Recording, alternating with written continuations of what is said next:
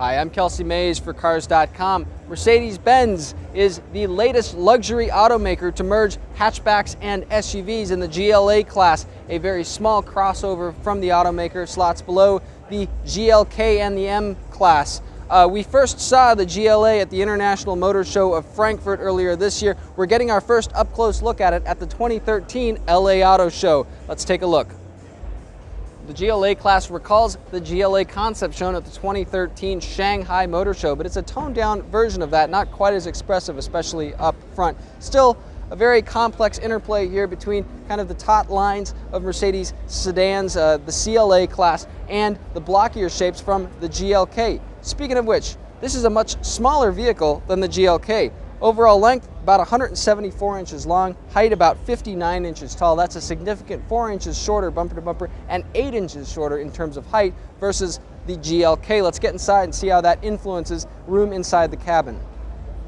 The GLA class interior follows that of the CLA class, which isn't necessarily a bad thing. A lot of eye candy here vying for your attention. Things like stitching atop the dashboard here looks pretty upscale. There's a floating tablet-like screen up here that's controlled by Mercedes command system down here, which most of our editors find pretty easy to use.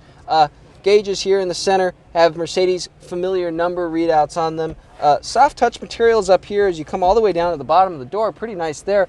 Some harder stuff here along the center of the dash, but Mercedes does a pretty good job of making it look like it's a higher, richer quality material from farther away, especially as it sits underneath genuine wood trim here in the car at the auto show.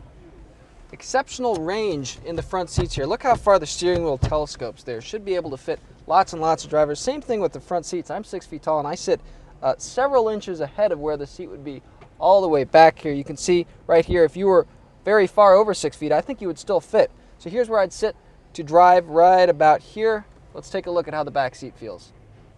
Cabin materials in the back seat appear consistent with those up front. Always nice in a luxury vehicle.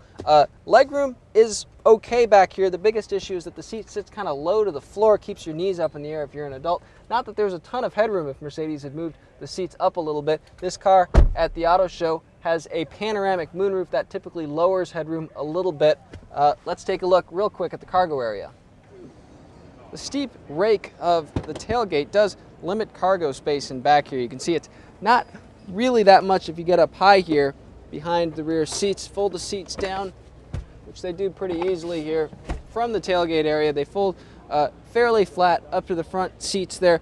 As you can see, not a ton of cargo space, even though Mercedes hasn't gotten us final specs yet. Any way you cut it, not exactly going to be a utility hauler. In the GLA 250, a 2-liter turbo 4-cylinder makes 208 horsepower and a robust 258 pounds-feet of torque. It gets to the ground via a 7-speed dual-clutch automatic transmission, either front-wheel drive or available all-wheel drive. EPA gas mileage figures are still pending. All that information and more will be available closer to the GLA's on-sale date in fall 2014.